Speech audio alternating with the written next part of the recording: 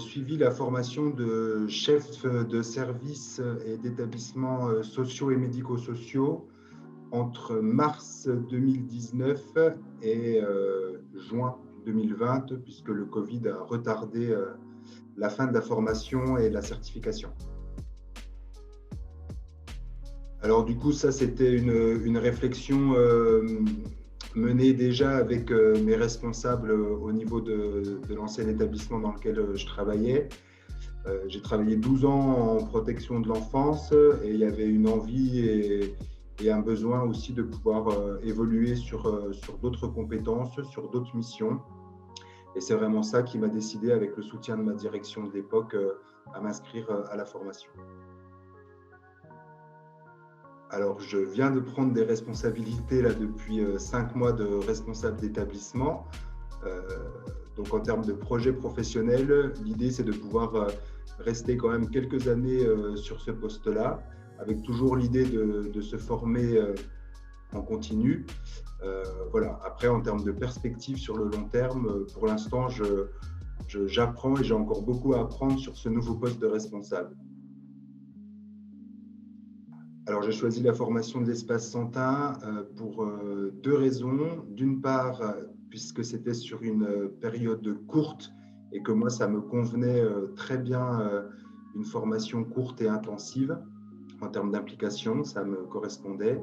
Et deuxièmement, parce que en même temps que j'ai effectué la formation de l'Espace Santin, je vivais en Angleterre, au Pays de Galles plus précisément, et le fait que ça puisse être à Paris me permettait aussi de pouvoir faire des allers-retours assez simples entre Cardiff et Paris. Donc c'est aussi été un de mes paramètres de choix. Ouais. Top. Nous, on a eu la chance d'avoir une promo vraiment très chouette, avec des gens qui venaient d'horizons et de domaines du médico-social vraiment différents. Et ça a été une année hyper riche en rencontres professionnelles, mais aussi personnelles. Et ça, pour le coup, ça a été aussi un vrai atout pour pouvoir faire la formation, la poursuivre dans une bonne ambiance. C'est vraiment un élément moteur aussi quand parfois on a des doutes ou des questionnements, où on n'est plus sûr. Et ouais, il y avait vraiment une chouette ambiance.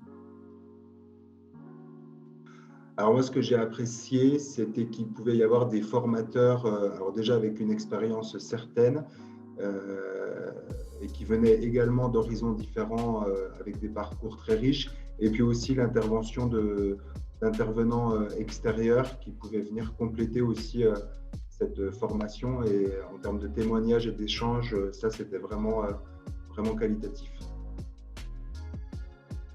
Alors, depuis août 2020, je suis responsable d'une résidence sociale et d'un service jeunes majeurs. Alors, la formation, elle m'a apporté… Alors déjà, elle a confirmé mon envie et mon souhait de devenir chef de service ou responsable.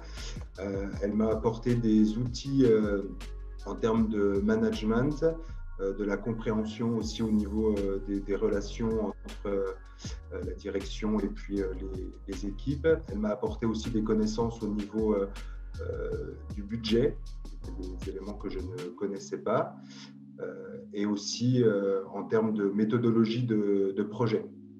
D'une part pour le mémoire, mais aussi de projets à construire par la suite sur le terrain.